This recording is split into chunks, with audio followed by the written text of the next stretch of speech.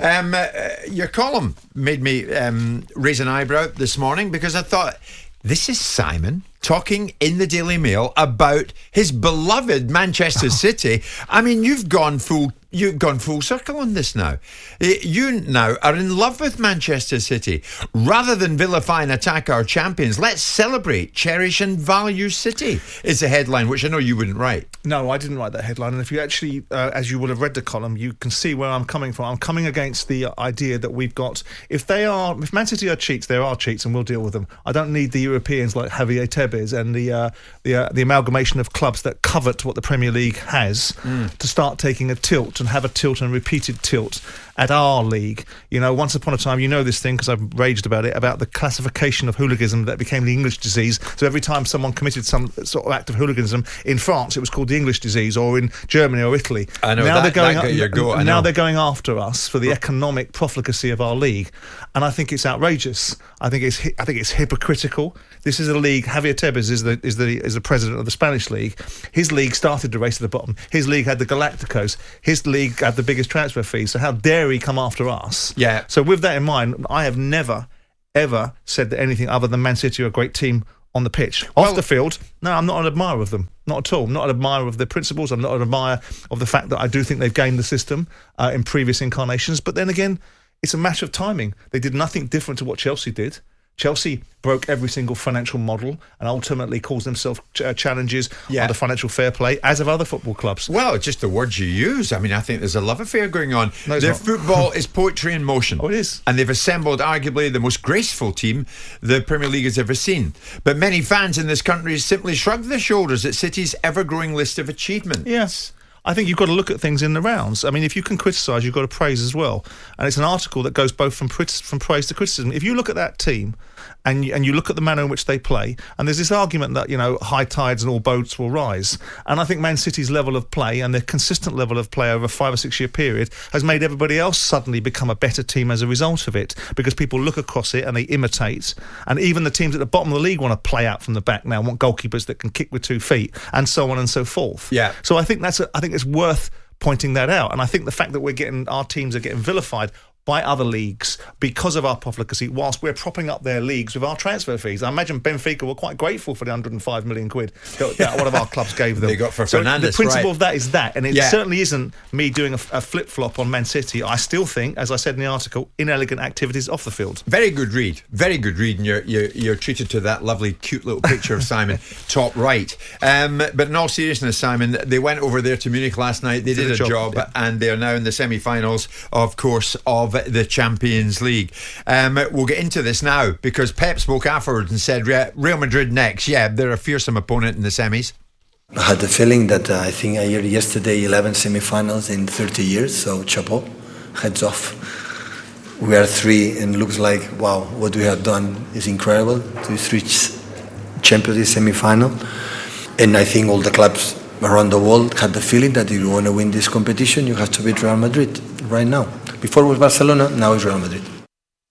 So when we look at it, Simon, if they achieve the Holy Grail and they win it this time around, the bottom line, it's a phrase I hate, but I'll ask it.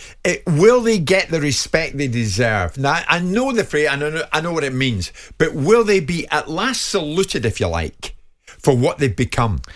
Well, the argument becomes less valid when they win one of the biggest baubles that people can use as a weapon to whack them with, which is they haven't won the Champions League. Yeah. And really and truly, they should have won the Champions League, and they should certainly win it this season.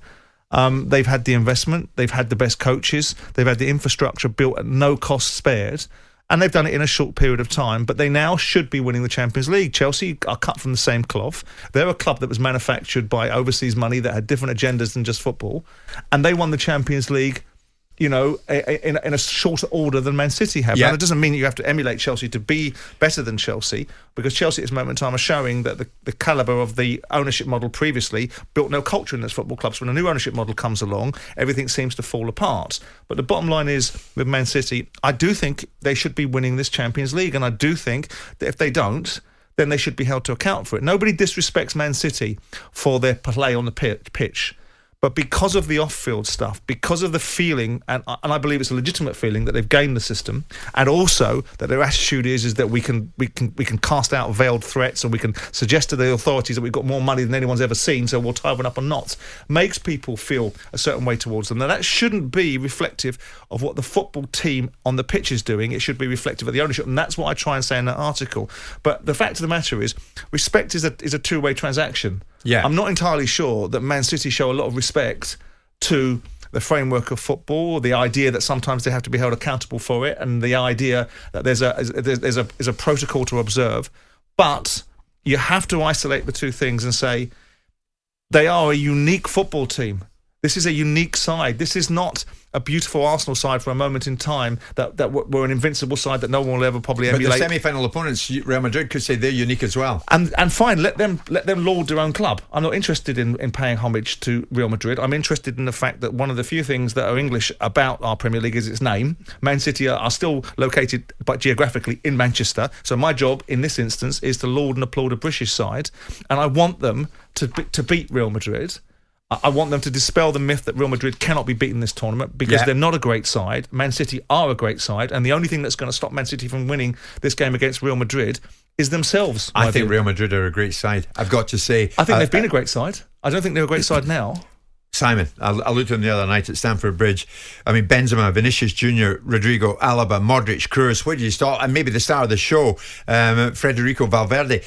They are top drawer. They are undoubtedly. So they're more than a match for City. They are more than a decent opponent for Man City. But if you isolate it and look down player for player against the returns that you've got from every single position, Real Madrid are a spectre that loom in the back of people's minds. The reality of Real Madrid now, they're not the dominant force that they once were. Agreed. And obviously their league is slightly diminished because Barcelona have been put behind the eight ball for their own financial misdeeds. Yeah. Now, I do think that Man City have got to beat Real Madrid and win this Champions League this year, or the argument will forever rumble that they are not doing what they should be doing. They bought and paid for everything else. They should bought and pay for the Champions League. What as well. Real Madrid do not have that Manchester City have is Erling Haaland. 48 goals in 41 matches. Yeah. I said 3 years. He's got 4 years still to run on his contract. So should there be any rush, Simon, in extending a contract that has 4 years to run? Depends what model you want to work to. If you want to watch the Todd Bowley model, you'd put him on a 20-year contract, wouldn't you?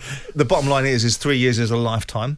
There is constantly going to be rumours about, in football terms, I mean, there are going to constantly be rumours about Erling Haaland and his destination, and everyone seems to believe that the destination that everyone has to land in is Real Madrid. That's the place you've got to go. Wherever you start, you'll always have to end up in Real Madrid. I'm kind of half understanding of that. But notwithstanding it, I don't think there should be a race to deal with this Erling Haaland situation because it'll take care of itself. And if they put a new contract in front of him, all he'll do is he'll put a release clause in there. Because that's what they'll do. They'll put a release clause in there, and it'll ultimately mean. And I don't know if Man City. I don't know if Erling Haaland's going to suggest that he would allow Man City to put €1 billion release clause in there, as some would say is the only determiner or deterrent for someone to come along and take Haaland. Because if this kid keeps on scoring these goals, which he will decimate. If he stays in this league, he will decimate Shearer's record in 5 or 6 years. There was a release clause in his contract, 175 million. That was withdrawn. That's not a deterrent. That's not a deterrent, is it? Not in today's market. As much as offensive as that sounds, that is not a deterrent in today's marketplace. Yeah. He's not 23 until July. I mean, he's still a kid. He was born in Leeds, incidentally. He's a man. Erling Haaland, wasn't he? He's a man.